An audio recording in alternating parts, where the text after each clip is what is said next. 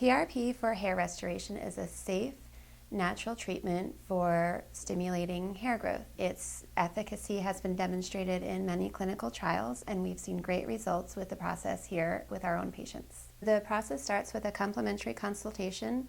It'd be with either myself or Dr. Garcia, and we can let you know more about the process, show you before and afters of actual clients that we've helped. This can be for not just men who are concerned about hair loss, but women too who have some hair thinning that they're concerned with. PRP hair restoration appointments are usually about 30 minutes. We'll start with numbing the area that we're going to treat to provide for patient comfort. And then we draw your blood.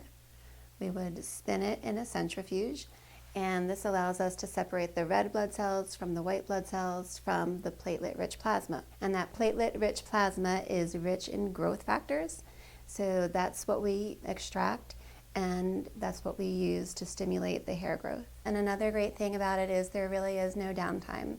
People will often come in during their lunch break for a treatment and then are able to resume normal activities right after.